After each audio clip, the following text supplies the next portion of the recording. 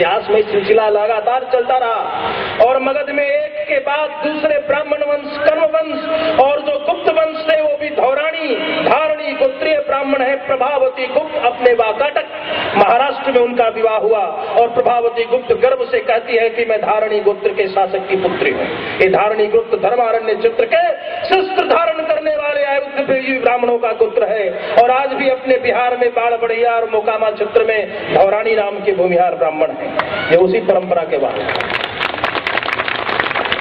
इतिहास का ये लंबा सिलसिला चलता रहा और आज की सभा में मैं स्वामी जी पर आना चाहूंगा। इतिहास के उन और बिंदुओं की ओर जाकर भटकना नहीं चाहूंगा। मैं आपको बताऊं कि स्वतंत्रता आंदोलन के कैसे कालखंड में स्वामी जी हमारे सामने आते हैं। यह एक दुविधा का काल है। गांधी जी के सत्याग्रह के रहस्यवाद को भारत समझता भी है और नहीं भी समझता। गांधी जी के साथ जमनालाल बजाज भी हैं, दरभंगा के महाराजा भी हैं, महाराजाओं का भी सहयोग प्राप्त है, ब्रिटिशर भी उनके मित्र हैं। भारत में 1920 से 22 तक चलने वाला असहयोग आंदोलन समाप्त हो गया। नित्य नई जातीय संस्थाओं का जन्म हो रहा है। 1901-2 से लेकर यदि 20 तक के काल में देखेंगे, बिहार उत्तर प्रदेश में प्रायः हर वर्ष एक नई जातीय सभा सामने आ रही है।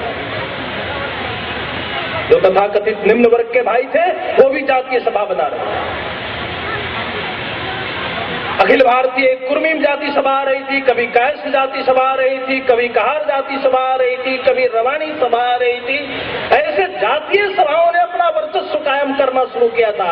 एक विभंजित हो रहे, विखंडित होते हुए समाज के लिए स्वामी जी ने सबसे पहला आदर्श तो यही दिया, भूमिहार ब्राह्मण सभा को समाप्त किया। एक भूमिहार ब्राह्मण होकर भी उन्होंने समाप्त किया और कहा कि जातीय सभाओं का सिलसिला बंद हो। हमारा प्राथमिक उद्देश्य, आत्यंतिक उद्देश्य राष्ट्रीय स्वतंत्रता की प्राप्ति है और भारतवर्ष के एक एक किसानों को त्राण देना है। इसलिए जातीय सिलसिलाएं समाप्त हों। स्वामी जी ने पहला एक काम करके बिहार प्रांतीय किसान सभा की स्थापना की। पूरे भारतवर्ष की राजनीति में गांधी जी के द्वारा जागरूकता पैदा करने का एक अपना उद्देश्य, एक अपनी पद्धति थी। हम रचनात्मक कार्य करेंगे, चरखा बांटेंगे, लोग खादी बुनेंगे, इससे सत्याग्रह का भी प्रसार होगा। सत्याग्रह के समय हम आंदोलन में भाग लेंगे, बाकी समय हम रचनात्मक कार्य करेंगे, राष्ट्र के सभी वर्ग इनमें सहयोग करेंगे। कांग्रेस की भाषा थी, कांग्रेस की वाणी थी। पर जो स्थिति थी प्रथम विश्व युद्ध के बाद वो कितनी दयनीय थी। 300 साल के विदेशी शासन ने किसानों को किस स्थिति में पहुंचाया था, वो चंद राजनीतिक रचनात्मक कार्यों से, वो 2-4 गांधी आश्रमों से कभी भी पूरा नहीं किया जा सकता था। उसके लिए जरूरी थी एक समग्र क्रांति की, एक किसान राष्ट्रवाद की। जब तक किसान राष्ट्रवाद का चोला नहीं पहनता, भारत का स्वतंत्रता आंदोलन सफल नहीं हो सकता। और इसलिए स्वामी जी ने के दंड को, उसके भुजदंड को इतनी समर्थता, इतनी शक्ति दी जाए कि वो राष्ट्रीय चैतन्य का वाहक बन जाए, वो भिड़ंत की राजनीति में सर्वोच्चता के साथ सामने आए। और स्वामी जी की राजनीति सीधे भिड़ंत की राजनीति थी। वो जानते थे कि 1 लाख अंग्रेजों के कारण भारत गुलाम नहीं है, जो अंग्रेजों की गुलामी के देश में वाहक है, और उस गुलामी को तोड़ने की जरूरत थी, वरना भारत की क्रांति कभी सफल नहीं हो सकती।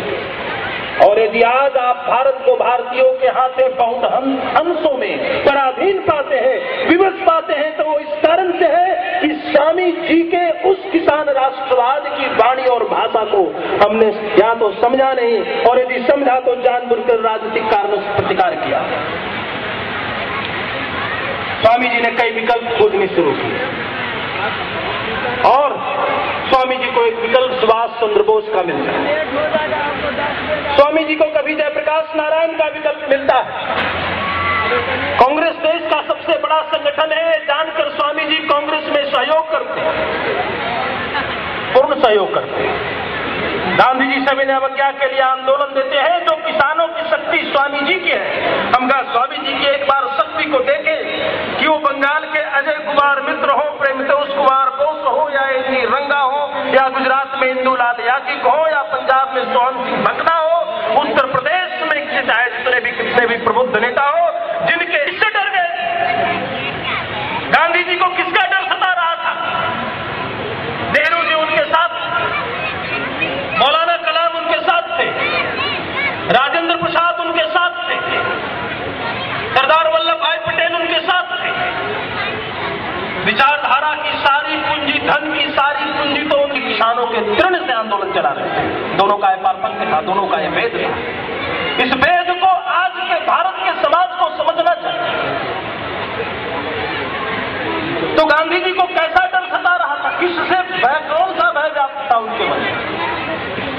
स्वामी जी के किसानों का वो दल, वो लाल चोला, वो लाल पगड़ी, वो लाठी गांधी जी को डरा गई।